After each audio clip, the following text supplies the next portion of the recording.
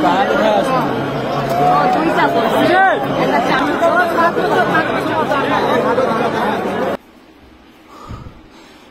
বন্ধু বান্ধৱসকল, মই বিশাল স্বাগতম জনাইছো মোৰ ফেচবুক ব্লগত। আজিৰ দিনটো বিশেষ কিয়নো আজি মই আৰু মোৰ পত্নী যাত্ৰা আৰম্ভ কৰিম বাবা বৈদ্যনাথ ধামলৈ। আশা কৰোঁ ভিডিঅ'টো আপোনালোকে উপভোগ কৰিব আৰু লগতে লাইক কমেণ্ট আৰু শ্বেয়াৰ কৰিব একদম নাপাহৰিব। চ' লেটছ ষ্টাৰ্ট।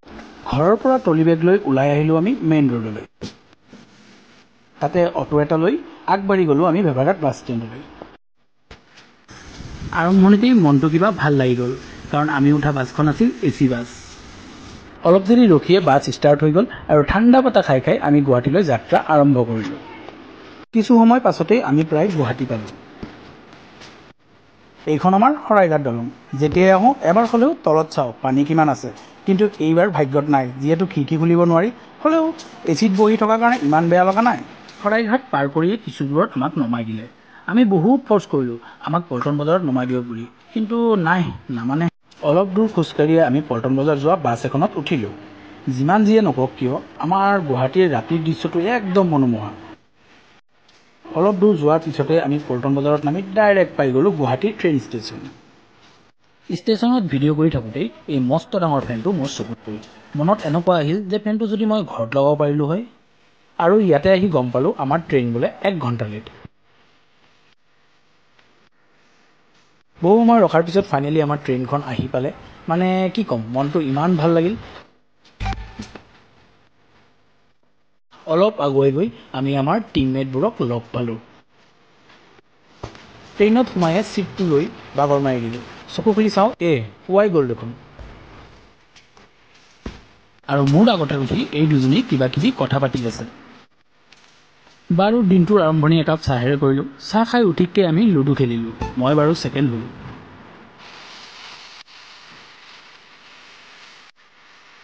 অলপ দূৰ যাত্ৰা কৰাৰ পিছতেই কিবা ভোক লাগি গ'ল। লগৰজনীয়ে আকৌ ঘৰৰ পৰা সিজোৱা বুট লৈ আহিছিল। খাই দিলোঁ আৰু দবাই। বুট খাই থাকোঁতেই বেপাৰী এটাই আনাৰস বুলি চিঞৰি আছিল। লৈ ল'লোঁ আনাৰস। আনাৰসটো কিন্তু মিঠা আছিল দেই, কিন্তু মোৰ পত্নীৰ মতে আনাৰসত দিয়া এই টুথপিকটোহে সৰু আছিল। বাৰু একো নাই। এইবাৰ আকৌ মেহেন্দি। আমাৰ টিমটোত কিন্তু ভাল ভাল কিছুমান মানুহ লগ পালোঁ দেই। এজন হ'ল বিখ্যাত এষ্ট্ৰলজাৰ আৰু এজনী হ'ল মেহেন্দি আৰ্টিষ্ট। এইবাৰ খেলিম পাঞ্জা। মই বৈধ জোৰ দিছোঁ, কিন্তু হিলাবাই নোৱাৰিলোঁ। হাতটো কিবা বিষাই গৈছিল। হাৰিলোঁ। পাঞ্জা খেলাৰ পিছতেই আমি আমাৰ কিছুমান ভাল লগা মুহূৰ্তৰ কথা আলোচনা কৰিলোঁ। বিয়াৰ আগৰ কথাবোৰ কিবা মনত পৰি গৈছিল। এনেকৈয়ে কিছু দূৰ যাত্ৰা কৰাৰ পিছত আমি পালোঁ গংগা নদী।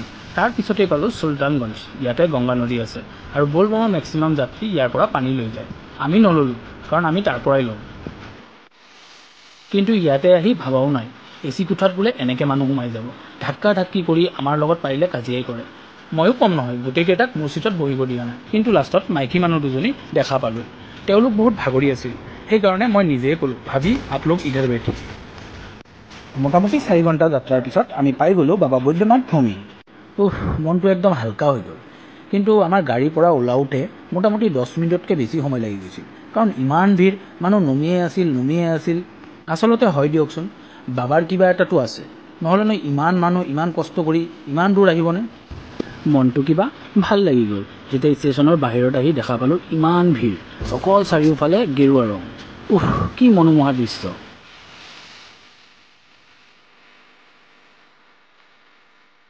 ষ্টেচনৰ পৰা অলপ দূৰত গৈ আমি ৰিক্সা বিচাৰি আছিলোঁ। বহু সময় পিছত আমি ৰিক্সা পাই গ'লোঁ। অলপ দূৰ আগবাঢ়িয়ে আমি পাই গ'লোঁ আমাৰ হোটেল। সঁচাই কম পইচাত ইমান ধুনীয়া হোটেল প্ৰথমবাৰৰ বাবে পাইছিলোঁ। 2টাকৈ বেড, 2টাকৈ AC আৰু বাথৰুমটো ইমান ধুনীয়া, মনটো কিবা ভাল লাগি গ'ল। ৰুমত সোমাই গা পা ধুই পৰি গ'লোঁ বিচনাত। ভালকৈ মোবাইল চাবও নোৱাৰিলোঁ, কিবা ইমান টোপনি আহি গ'ল। উঠি চাওঁ ৰাতিপুৱা হৈ গ'ল। উঠিকে ৰেডি হৈ ওলাই গ'লোঁ বাসুকীনাথ ধামলৈ।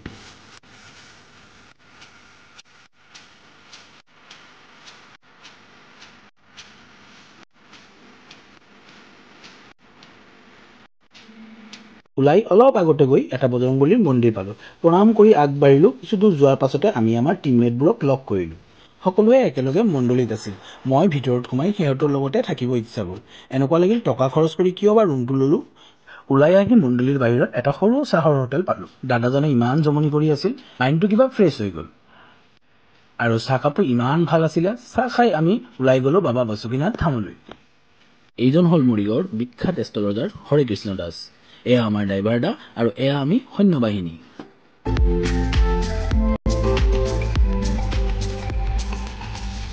প্ৰকৃতিৰ মাজেৰে ৮০-৯০ স্পীডত গৈ কিছুমান মনোমোহা দৃশ্য দেখিলোঁ। ইমান ধুনীয়া ঠাই। ২০ কিলোমিটাৰমান যোৱাৰ পাছতেই আমি মোটামুটি ওচৰ পালোঁ। গাড়ীৰ পৰা নামি টমটম এটালৈ দোকান পোহৰবোৰ চাই চাই আমি আগবাঢ়িলোঁ। টমটমৰ পৰা নামি মোটামুটি ২ কিলোমিটাৰমান খোজকাঢ়ি আমি পাই গ'লোঁ বাসুকীনাথ ধাম। আমাৰ পাণ্ডাটো বহুত ভাল আছিলে। ভাল ভাল কিছুমান জ্ঞান দিলে, হাঁহি ধেমালি কৰিলে আৰু ধুনীয়াকৈ আমাক টিকা লগাই দিলে। লগতে ফুল বেলপত্ৰ সদায় পূজা কৰি আমাক গংগাৰ পানী দিলে, যাতে আমি কম সময়ত বাবাৰ দৰ্শন কৰি পানী ঢালিব পাৰোঁ। গংগাৰ পানী ৰেডি হোৱাৰ লগে লগেই আমি বাবাৰ দৰ্শন কৰিব ওলাই গ'লোঁ। ভিতৰত মোবাইল ল'বলৈ পাণ্ডাই মানা কৰিছিল, কাৰণ ইয়াতে বোলে বহুত ধৰণৰ চোৰ থাকে। যদি কেতিয়াবা আপুনিও আহে তেতিয়াহ'লে মোবাইল আৰু পাৰ্চ এই দুটা বস্তু কিন্তু সাৱধানে ৰাখিব, নহ'লে আপুনিও বিপদত পৰিব পাৰে।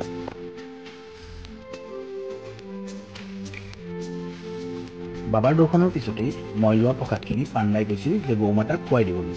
ভাগ্যটো ইমানেই ভাল যে আহি থাকোঁতে পাই গ'লোঁ গৌমাতা আৰু খুৱাই দিলোঁ গোটেইখিনি ফল। পাৰ্ট 1 ভিডিঅ'টো মই এইখিনিতে শেষ কৰিলোঁ, কাৰণ ভিডিঅ'টো দি দিলে বহুত দীঘল হৈ যায়। নেক্সট পাৰ্টত আপোনালোকক মই ইয়াৰ পৰা বাবাধামলৈ যোৱা যাত্ৰাৰ ভিডিঅ' আৰু বাবাৰ দৰ্শন গোটেইখিনিয়ে দিম। আশা কৰোঁ ভিডিঅ'টো আপোনালোকে উপভোগ কৰিছে। লগতে লাইক, কমেণ্ট আৰু শ্বেয়াৰ কৰিব একদম নাপাহৰিব। টাটা।